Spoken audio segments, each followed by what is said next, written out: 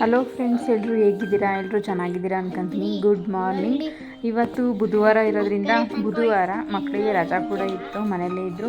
ರಜೆ ಇದ್ದಿದ್ದ ದಿನ ಅಂತೂ ಅದು ಏನಂತ ಗೊತ್ತಿಲ್ಲ, ಎಷ್ಟು ನಿದ್ದೆ ಬರುತ್ತೆ ಅಂದರೆ ಬೆಳಗ್ಗೆ ಎದ್ದೇಳಕ್ಕೆ ಮನಸ್ಸೇ ಬರಲ್ಲ. ಹಂಗಾಗಿ ರಜೆ ಇದ್ದಿದ್ದ ದಿನ ಎಲ್ಲ ನಾನು ಲೇಟಾಗಿ ಎದ್ದೇಳೋದು.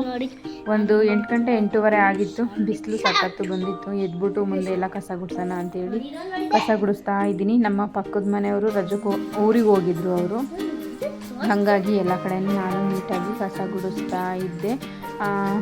ನಮ್ಮ ಮಕ್ಕಳೆಲ್ವ ಆಟ ಆಡೋದು, ಅವ್ರು ಇದ್ದಾಗಾದರೆ ಅವ್ರು ಗುಡಿಸ್ಕೋತಾರೆ. ಇಲ್ಲ ನಮ್ಮ ಪಕ್ಕದಲ್ಲಿ ಯಾರು ಇಲ್ಲ, ಯಾರಾದರೂ ಇರಲ್ಲ ಅಂದರೆ ಅದನ್ನೆಲ್ಲ ನಾವೇ ಕ್ಲೀನಾಗಿ ಇಟ್ಕೋಬೇಕು ಅಲ್ವಾ. ಅದಕ್ಕೆ ಇವಾಗ ಗಿಡದ್ದು ಎಲೆಗಳೆಲ್ಲ ಉದುರಿರ್ತಾವಲ್ಲ, ಆ ಎಲೆಗಳನ್ನೆಲ್ಲ ಗುಡಿಸ್ಬಿಟ್ಟು ಪಾಟಿಗೆ ಹಾಕಿದೆ.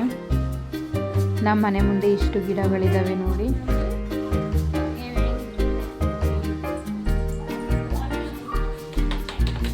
ನಮ್ಮ ಅದಿತಿಗೆ ವಿಡಿಯೋ ಮಾಡು ಅಂತ ಹೇಳಿದ್ರೆ ಅವನು ಈ ಥರ ವಿಡಿಯೋ ಮಾಡ್ತಾನೆ. ನಮ್ಮಂಥ ವ್ಲಾಗ್ಸ್ ಮಾಡೋ ತಾಯಂದಿರಿಗೆಲ್ಲ ಮಕ್ಕಳ ಕ್ಯಾಮ್ರಾಮನ್ಗಳಾಗಿರ್ತಾರೆ. ಫಸ್ಟು ಅವರೇ ವಿಡಿಯೋ ಮಾಡಿಕೊಡ್ಬೇಕು, ಇಲ್ಲಾಂದರೆ ನಾವೆಲ್ಲರೂ ಸ್ಟ್ಯಾಂಡ್ ಮೇಲೆ ಇಟ್ಬಿಟ್ಟು ವಿಡಿಯೋ ಮಾಡ್ಕೋಬೇಕಾಗುತ್ತೆ. ಇವಾಗ ರಂಗೋಲಿ ಎಲ್ಲನೂ ಗುಡಿಸ್ಬಿಟ್ಟು ಅದನ್ನು ಒಳಗಡೆಗೆ ಹಾಕ್ತಾಯಿದ್ದೀನಿ. ನೋಡಿ, ಹೂವು ತೋರಿಸ್ತಾ ಇದ್ದಾನೆ. ನಮ್ಮ ಮನೆ ಮುಂದೆ ಇರೋ ಈ ಗಿಡಗಳು ಇಷ್ಟು ತುಂಬ ಅಂದರೆ ತುಂಬ ಹೂವು ಬಿಡ್ತವೆ. ನಮಗೆ ಪೂಜೆಗೆಲ್ಲ ಹೂವು ಆರಾಮಾಗಿ ಆಗುತ್ತೆ. ವಾರದಲ್ಲಿ 2 ಸಲ ಒಂದು 10ರಿಂದ 15 ಹೂವು ಕುಯ್ಕೊಂಡ್ರೆ ಆರಾಮಾಗಿ ನಾವು ಪೂಜೆ ಮಾಡ್ಬೋದು. ನೋಡಿ, ಇವಾಗ ಈ ಕಡೆ ಎಲ್ಲ ತೋರಿಸ್ತಾ ಇದ್ದಾನೆ ನನ್ನ ಮಗ. ಬೆಳಗ್ಗೆ ತಿಂಡಿಗೆ ಚಿತ್ರಾನ್ನ ಮಾಡಿದ್ದೆ. ತಿಂಡಿ ತಿಂದು ಆರಾಮಾಗಿ ಟೈಮ್ ಕಳೀತಾ ಇದ್ದೀವಿ. ಫ್ರೆಂಡ್ಸ್, ಏನು ಅಂತಂದರೆ ನಾವು ಎಷ್ಟೇ ಆರಾಮಾಗಿದ್ದೀವಿ, ಏನು ಕೆಲಸಗಳಿಲ್ಲ ಅಂದರೂ ಮನುಷ್ಯ ಅಂತ ಇದ್ಮೇಲೆ ಪ್ರತಿಯೊಬ್ಬ ಮನುಷ್ಯರಿಗೂ ಒಂದೊಂದು ಪ್ರಾಬ್ಲಮ್ಗಳು ಇದ್ದೇ ಇರ್ತವೆ. ಬೇಜಾರು ಇದ್ದೇ ಇರುತ್ತೆ, ಮನಸ್ಸಿಗೆ ನೋವಂತೂ ಇದ್ದೇ ಇರುತ್ತೆ ಪ್ರತಿಯೊಬ್ಬರಿಗೂ. ಅವರು ಎಷ್ಟೇ ನಾನು ಕೇಳಿದ್ದು ಮಟ್ಟಿಗೆ ಅಥವಾ ನೋಡಿದ್ದು ಇದರಲ್ಲೇ ಆಗಿರ್ಬೋದು, ನೋಡಿದ ಮಟ್ಟಿಗೆ ಆಗಿರ್ಬೋದು, ಎಲ್ಲದೂ ಇರುತ್ತೆ. ಏನೋ ಒಂದು ಪ್ರಾಬ್ಲಮ್ ಇರುತ್ತೆ ಅವರಿಗೆ. ಇವಾಗ ಹೇಳ್ತಾರಲ್ವ, ತುಂಬ ಶ್ರೀಮಂತರು ಇದ್ದರು, ಅವರಿಗೆ ಆ ಥರ ಕಾಯಿಲೆ ಈ ಥರ ಕಾಯಿಲೆ ಇರ್ತವೆ ಅಂತೇಳಿ. ಹಂಗೆ ಬಡವರಿದ್ದರೆ ಬಡವರಿಗೆ ದುಡ್ಡಿನ ಚಿಂತೆ, ದೊಡ್ಡ ಶ್ರೀಮಂತರಿಗೆ ಕಾಯಿಲೆಗಳ ಚಿಂತೆ, ಹಂಗೆ ಪ್ರತಿಯೊಬ್ಬರಿಗೂ ಏನೇನಾದರೂ ಒಂದೊಂದು ಚಿಂತೆಗಳಿದ್ದೇ ಇರುತ್ತೆ. ತುಂಬ ಬೇಜಾರಾಗಿತ್ತು ಇವತ್ತು ಮನಸ್ಸಿಗೆ. ಏನೂ ಮಾಡೋಂಗಿಲ್ಲ, ಬೇಜಾರಾದ್ದು ಆಗಿಲ್ಲ ಅಂದರೂ ಹೆಣ್ಮಕ್ಳಾಗಿ ಹುಟ್ಟಿದ ಮೇಲೆ ನಮ್ಮ ಕೆಲಸಗಳನ್ನ ಮಾಡಬೇಕು. ನಮಗೆ ಬೇಜಾರಾಯ್ತೈತೆ, ಮಲ್ಗೆ ಇರ್ತೀವಿ ಅಂತ ಹೇಳೋದಕ್ಕೂ ಆಗಲ್ಲ.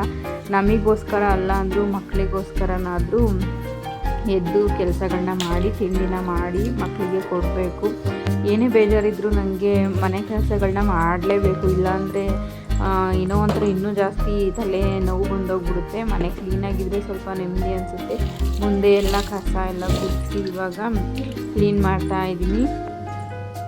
ಹಂಗೆ ಗಿಡಗಳಿಗೂ ಸಹ ನೀರು ಹಾಕ್ತೆ. ನಮ್ಮ ಪಕ್ಕದ ಮನೆಯವರು ಇದ್ದಿದ್ರೆ ಅವ್ರದ್ದೇ ಈ ಗಿಡಗಳೆಲ್ಲ ಅವರೇ ಹಾಕಿರೋದು. ನಮಗಿಂತ ಮೊದಲೇ ಅವ್ರು ಬಂದಿದ್ರಲ್ವ, ಹಾಗಾಗಿ ಅವರೇ ತಾಟೆಲ್ಲ ಇಟ್ಬಿಟ್ಟು ಗಿಡ ಹಾಕೊಂಡಿದ್ದಾರೆ.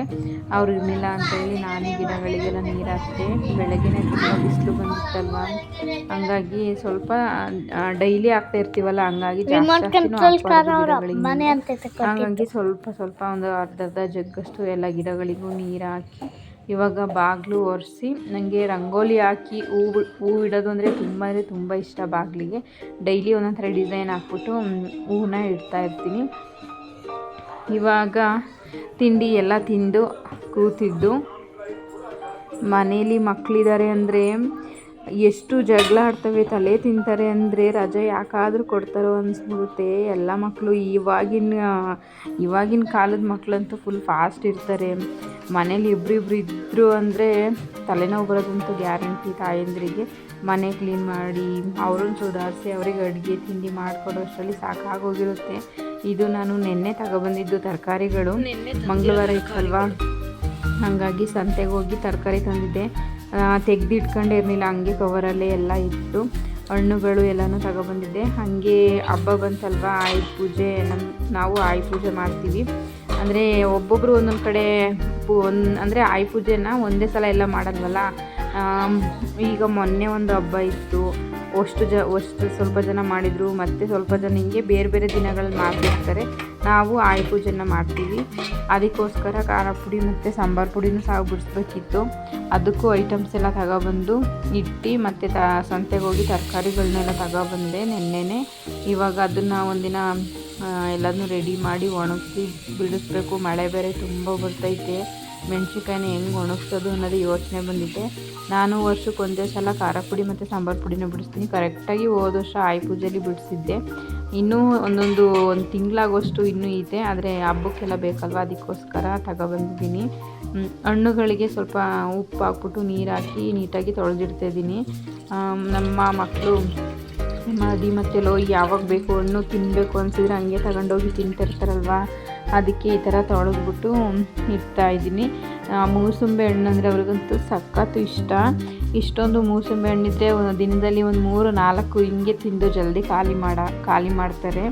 ನನಗಂತೇಳಿ ಬಾಳೆಹಣ್ಣು ತಗೊಬಂದಿದ್ದೀನಿ.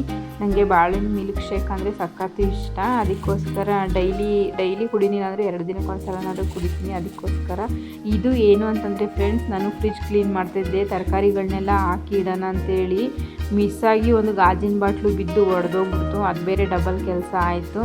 ಇವಾಗ ಅದಕ್ಕೆ ಆ ಗಾಜಿನ ಬಾಟ್ಲನ್ನ ಹಂಗೆ ಡಸ್ಟ್ಬಿನ್ನಿಗೆ ಹಾಕೋದು ಬೇಡ ಅಂತೇಳಿ ಒಂದು ಪ್ಲಾಸ್ಟಿಕ್ ಕವರ್ ಒಳಗಡೆ ಹಾಕ್ಬಿಟ್ಟು ಒಂದು ಹಳೆ ಟೀ ಶರ್ಟನ್ನ ಅದ್ರ ಮೇಲೆ ಹಾಕಿ ಈ ಥರ ಹಾಕ್ತಾಯಿದ್ದೀನಿ. ನಾನು ಇದನ್ನು ಯಾವುದೋ ವೀಡಿಯೋಗಳಲ್ಲಿ ನೋಡಿದ್ದೆ. ನಾಯಿಗಳಾಗಲಿ ಹಸುಗಳಾಗಲಿ ಈ ಥರ ತಿಂದರೆ ಅವು ಬಾಯಿಗೆಲ್ಲ ಚುಚ್ಕೊಂಡು ಅವಕ್ಕೂ ನೋವಾಗುತ್ತಲ್ವ, ಅದಕ್ಕೋಸ್ಕರ ಈ ಥರ ಮಾಡಿದರು. ನಾನು ಅದನ್ನು ನೋಡಿ ಇವತ್ತು ನಮ್ಮ ಮನೇಲಿ ಒಂದು ಬಾಟ್ಲು ಹೊಡೆದೋಗಿತ್ತಲ್ಲ, ನಾನು ಈ ಥರ ರೆಡಿ ಮಾಡಿದೆ.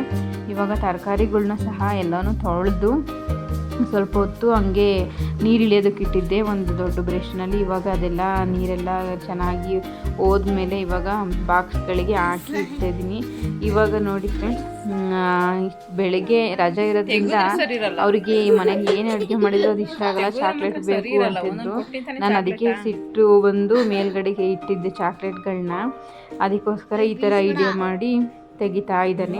ಯಾವ್ಯಾವ ಥರ ತಲೆ ಓಡಿಸ್ತಾರೆ ನೋಡಿ. ನಾನು ಇಲ್ಲಿ ಎತ್ತಿದ್ದಾಗ ಇವರಿಗಂತೂ ತೆಗಿಯೋಕ್ಕಾಗಲ್ಲ, ಇಲ್ಲಿ ನಾನೇ ತಕ್ಕೊಡ್ಬೇಕಂತ ಅಂದ್ಕೊಂಡಿದ್ದೆ. ಇವನು ನೋಡಿದರೆ ಅದಕ್ಕೆ ಇಡ್ಲು ತಂದು ಅದ್ರಲ್ಲಿ ಕತ್ರಿ ಹಾಕಿ ಏನೇನು ತಲೆ ಓಡಿಸ್ತಾರೆ ಅಂತ ನೋಡಿ ಇವಾಗಿನ ಹೆಂಗೆ ತೆಗಿತಾ ಇದ್ದಾನೆ ಅಂತೇಳಿ. ಒಟ್ಟಿಗೆ ನನಗೆ ಗೊತ್ತಿಲ್ಲ, ಅದು ಕೆಳಗೆ ಬೀಳಂಗಿಲ್ಲ ಅಷ್ಟೇ.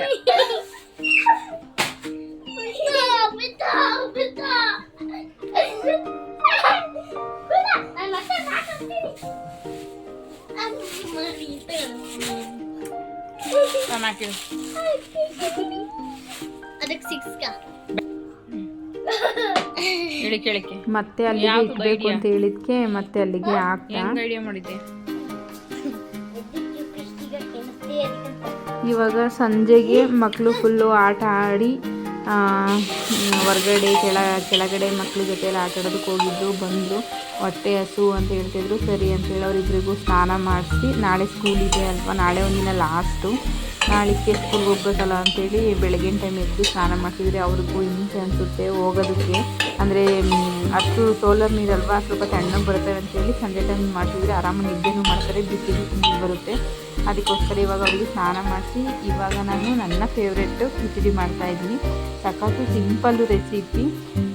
ಮಸೂರ್ ದಾಲು ಮತ್ತು ತೊಗರಿಬೇಳೆ ಅಕ್ಕಿನ ತಗೊಂಡಿದ್ದೀನಿ. ಆಮೇಲೆ ಒಗ್ಗರಣೆಗೆ ಈರುಳ್ಳಿ, ಟೊಮಾಟೊ, ಜೀರಿಗೆ ಮತ್ತು ಹಸಿಮೆಣ್ಸಿನ್ಕಾಯಿ ಇಷ್ಟೇ ಹಾಕಿ ಒಗ್ಗರಣೆನ ಹಾಕಬೇಕು.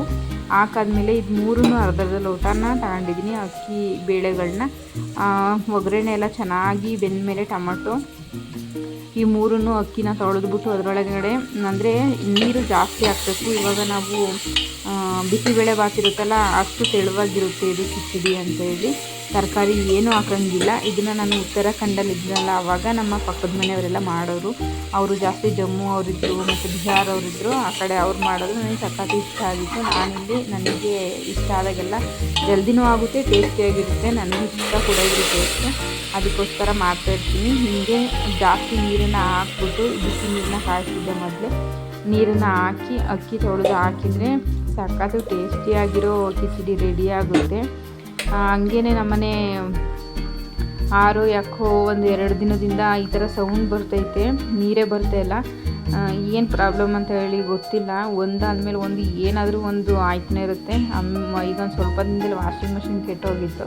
ಅದಾದಮೇಲೆ ಅದನ್ನು ಸರಿ ಮಾಡಿಸಾದ್ಮೇಲೆ ಇವಾಗ ಇದು ಹಿಂಗಾಗಿದೆ. ಸರಿ ಮಾಡಿಸೋದಕ್ಕೆ ಹೇಳಿದ್ದೀನಿ, ಬರ್ತೀನಿ ಅಂತ ಹೇಳಿದ್ದಾರೆ. ಫೋನ್ ಮಾಡಿ ಹೇಳಿದ್ದೀನಿ. ಇವಾಗ ಅಕ್ಕಿನ ಹಾಕ್ತಾಯಿದ್ದೀನಿ. ಅಕ್ಕಿ ಹಾಕ್ಬಿಟ್ಟು ಒಂದು ಅಂದರೆ ಕಮ್ಮಿ ಉರಿಲಿ ಒಂದು 4-5 ವಿಷಲ್ ಬರ್ಸಿದ್ರೆ ಅದು ಚೆನ್ನಾಗಿ ಬೆಂದಿರುತ್ತೆ. ಪಲಾವ್ ಥರ ಎಲ್ಲ ಇರಲ್ಲ, ಚೆನ್ನಾಗಿ ಫುಲ್ ಬೆಂದಿರುತ್ತೆ. ಬಿಸಿಬೇಳೆ ಭಾತ್ ಥರ. ಆವಾಗ ಸಖತ್ತು ಟೇಸ್ಟಿಯಾಗಿರುತ್ತೆ ತಿನ್ನೋಕ್ಕೆ. ಅದನ್ನು ಮಾಡಿಕೊಟ್ಟು ಸಖತ್ತು ಚೆನ್ನಾಗಿ ಬಂದಿತ್ತು. 3 ಜನನೂ ತಿಂದು